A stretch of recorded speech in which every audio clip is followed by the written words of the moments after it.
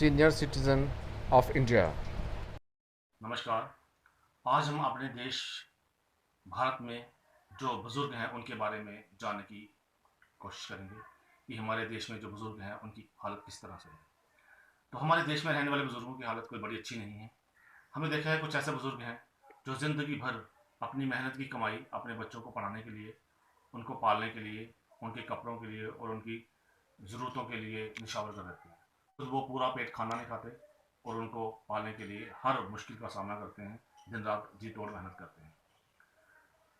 जब वो बुजुर्ग पड़ जाते हैं, बूढ़े हो जाते हैं, 60-70 साल की उम्र रहती है, ना तो उनके पास कोई नौकरी होती है और ना ही उनके शरीर में इतना ताकत होती है कि वो कोई और काम कर सके, क्योंकि उनके हाथ पाँव कमज़ोर पड़ जाते हैं, उनकी आंखें धुंधली पड़ जाती हैं, उनके दांत, उनके कान, उनकी सोचने की क्षमता, उनको याददाश्त जो है वो कमज़ोर पड़ने लगती है, जिस वजह से वो ज़्यादा सही तरीके से काम नहीं कर पाते या उनको काम करने में बड़ी दिक्कत आती है और चलने फिरने में बड़ी परेशानी होती है। इस वक्त उनको अपने परिवार के जो बच्चे होते हैं उनकी ज़रूरत होती है। उनकी बेटियां शादी करके दूसरे घरों में चली जाती हैं और उनके बेटे जो होते हैं, जो बाहर से बहुएं आती हैं, वो उनको अच्छे से देखभाल नहीं करती। मैं ये नहीं कहता कि सारी बहुएं एक जैसे होती हैं, सारे बेटे एक जैसे होते हैं। यहाँ देश में बड़े सारे ऐसे बेटे हैं जो माँ बाप को सर आँखों में रखते हैं, लेकिन मैंने कुछ ऐसी फैमिलीज भी देखी हैं जहाँ पे माँ बाप की कोई ज़्यादा कदर नहीं है। उनको पुराने कपड़ों की तरह, अखबार, रद्दी, पुराने सामान की तरह किसी एक कोने में रख देते हैं। किसी बरामदे में उनकी चारपाई लगी होगी या किसी पिछले कमरे में उनकी चारपाई लगी होगी, जहाँ वो खांसते रहते हैं और बुखार या बीमारियों से ग्रस्त रहते हैं। उनके लिए कोई अच्छे से उनको चश्मा तक नहीं लेके देता, उनको अच्छे तरीके से दवाइयाँ या देखभाल उनकी अच्छे से नहीं होती, उनको प्रॉपर डाइट भी मिलना मुश्किल हो जाती है।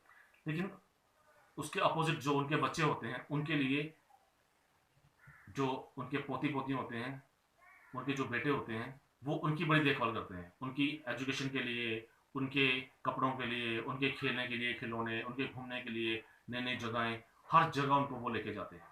लेकिन अपने माँ बाप को उसी कोने में, उसी बरामदे में जो है वो छोड़ देते हैं घर की रखवाली के लिए, जिसकी वजह से वो बेचारे अपने घर में अकेलापन महसूस करते हैं। कई कई घंटों तक अकेले बैठे रहते हैं, उनको कोई पानी पिलाने तक नहीं होता, क्योंकि हो सकता है वो चलने फिरने में इतने सक्षम ना हो, जिसकी वजह से वो बेचारे परेशान रहते हैं, मानसिक पीड़ा से ग्रस्त रहते हैं और चलने फिरने में उनको बड़ी परेशानी होती है, बोलने चालने में उनको बड़ी दिक्कत होती है। और अगर वो वर्क में भी हैं तो उनकी कोई सुनता नहीं, उनके पोतियाँ पोते उनका सही तरीके से ध्यान नहीं रखते।